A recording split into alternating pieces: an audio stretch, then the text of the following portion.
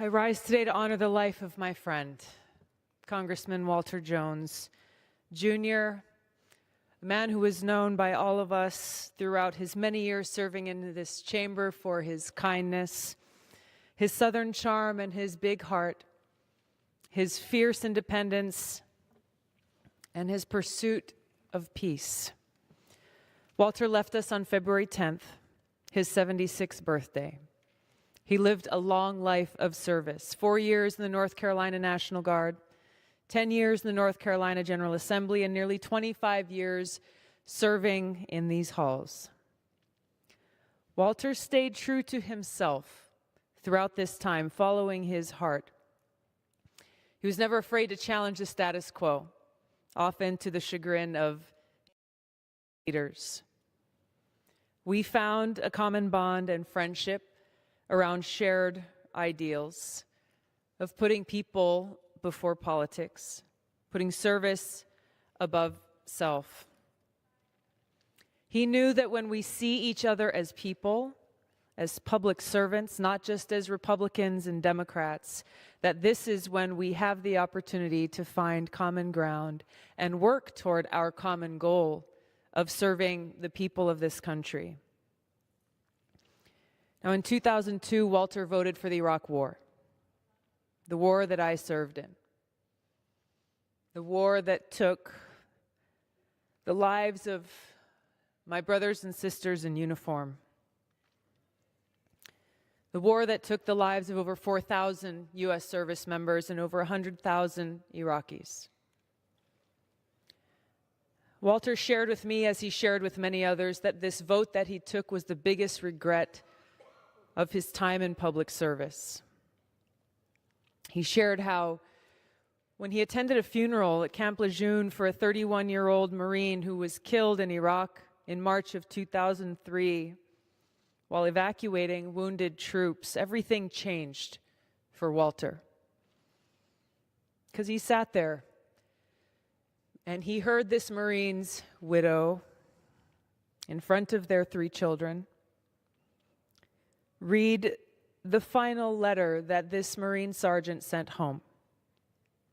And he saw those 3 kids knowing that they would never see their father again. This impacted him so deeply, and maybe for the first time caused him to realize the cost of war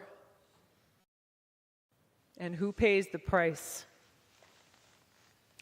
So Walter started writing, and he wrote over 12,000 letters to families who lost their loved ones in both Iraq and Afghanistan, and shared how he begged God to forgive him for his mistake. He memorialized those who died from North Carolina's Camp Lejeune, as you see here, with photos that he displayed for all to see before they could come inside his office here in Washington. He became a leading voice, not just in his party, but in Congress, pushing for additional oversight over matters of war and peace. He called for ending illegal regime change wars that put our troops' lives on the line, leaving their families behind. And he pointed out that our taxpayer dollars should not be used to be the policeman of the world. Walter and I didn't agree on many things, but we also found many opportunities to work together on things that we strongly believed in. We co-sponsored and co-led the No More Presidential Wars Act, which rightly put the responsibility back in Congress's hand to declare war as the Constitution provides. He co-sponsored my bill, the Stop Arming Terrorists Act, to make sure that taxpayer dollars are not being used to directly and indirectly fund terrorist groups, as we have seen done in both Syria and Yemen. We co-sponsored the Weekend Voting Act to strengthen voting rights. We worked together to strengthen civil liberties and privacy, upholding our Fourth Amendment rights. Walter was courageous. He didn't care about party politics, and as a result, he suffered the consequences in tough primary elections, but he didn't care. He didn't care. He never hesitated to stand up for what he believed in.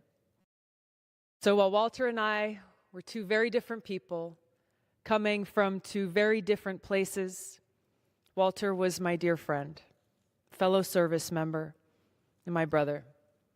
He will be deeply missed, and my heart and prayers go out to his family, his friends, and his loved ones.